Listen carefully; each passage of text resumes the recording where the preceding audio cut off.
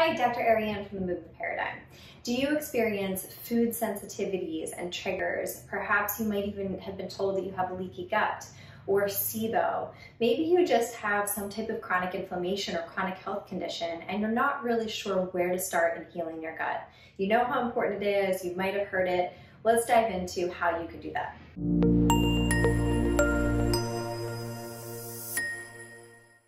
So because our food supply has changed so much since the end of World War II, our agricultural industry is very different than it used to be. So we have many more GMOs, we have herbicides and pesticides that are used in our food, so much more processed food, and therefore that has greatly impacted the health of our microbiome. In addition to that, we have more stress, we have more sugar, we have lack of sleep, we have lots of caffeine. So all of these things are attributing to systemic inflammation and oftentimes poor gut health. Even the increased dosage of antibiotics. One round of antibiotic can shift your microbiome forever. So there's lots of reasons why this might happen to begin with. So let's dive into a 5R approach to gut healing. Number one is remove. So we want to remove any potential triggers. Now this could look very different for each person, but to give you some examples, this could be doing an elimination diet to remove potentially inflammatory foods. It could just be doing a modified elimination like removing gluten and dairy.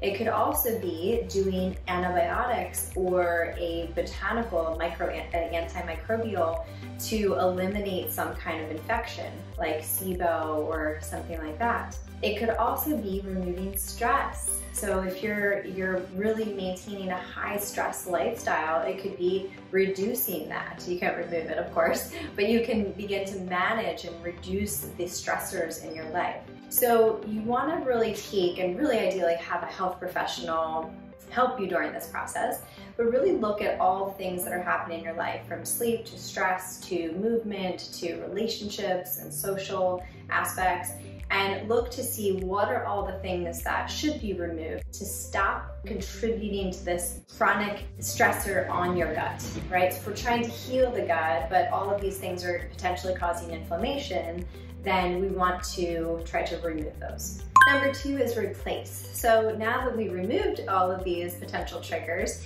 now we want to replace with proper nutrients and anti-inflammatories. So thinking of our phytonutrients, really maximizing our fruits and vegetables, olive oil, healthy fats, really beginning to replace and optimize all of those antioxidants that we might have been missing from our diet otherwise. This can also include supplementation. So this can include things like digestive enzymes. As we get older, our digestive enzymes begin to decrease. So that could be one factor in some gut issues to begin with. But if you have gut issues, most likely you are dealing with some kind of decreased enzymatic activity. So using supplementation to support you during this time can be very beneficial because many times you're not absorbing the nutrients as you should, especially in the case of leaky gut or intestinal permeability. When you have this protective barrier of the epithelial lining of the gut now isn't so protective. So all of these pathogens are coming into the bloodstream, causing this immune reaction. When you have SIBO, you're not absorbing the nutrients in the small intestine like you should be. So there's reasons why we might need to supplement. Number three is Reinoculate. So this can be with probiotics. So Bifidobacterium and Lactobacillus are two of the primary strains that can be very beneficial in contributing to this anti-inflammatory effect and increasing the diversity of the bacteria of the microbiome. So you can supplement, of course, and then you could also work towards increasing fermented foods regularly in your diet. So I have to tell my patients that if you're not able to consume them on a regular basis, ideally daily, and it's just a small amount from active live cultures, that it might be best to supplement in addition to that. If you're able to eat it on a regular basis, then that's great. We always want to aim for food first.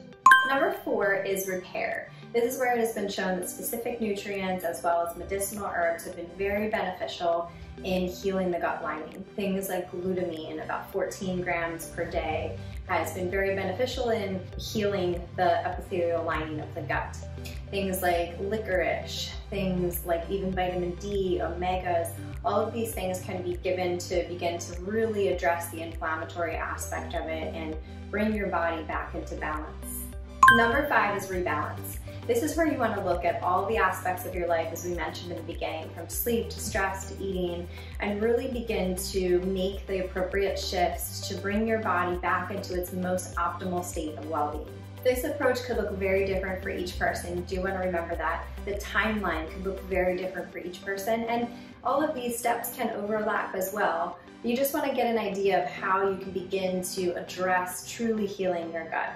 Hopefully this was helpful. If it was, make sure you give it a like, give it a share with a friend or family member, and make sure you subscribe to our YouTube channel, The Movement Paradigm, for weekly tips on mindset, nutrition, and movement.